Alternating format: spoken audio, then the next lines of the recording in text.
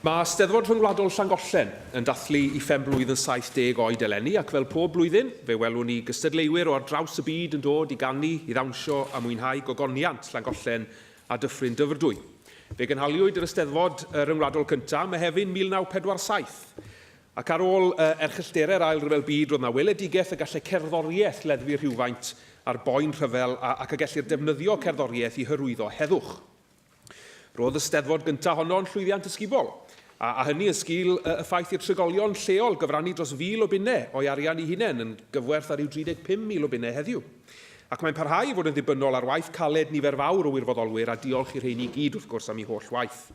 Mae dros 300,000 o gystadleuwyr o dros 100 o wledydd gwahanol wedi dod i gystadlu ar lwyfan yr ŵyl dros y blynyddoedd, gyda 10 o filoedd yn ymweld bob blwyddyn. Ac mae'r ŵyl yn parhau i hyrwyddo heddwch byd-eang gyda phlant lleol yn cyflwyno'r neges heddwch yn flynyddol.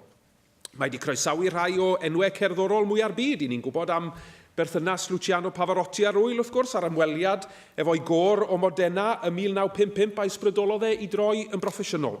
Eleni mae'r ŵyl yn croesawu Bryn Terfel yn ogystal â'r canwr jazz, soul a gospel Gregory Porter. Yn y dyddiau yma o anghydfod a gwrthdaro rhyngwladol cynyddol mewn oes lle mae waliau yn cael eu codi a ffiniau yn cael eu creu rhwng cenhedloedd, gadewch i ni ddathlu'r modd y mae Eisteddfod Ryngwladol Llangollen wedi estyn ein breichiau ni fel Cymru allan i weddill y byd.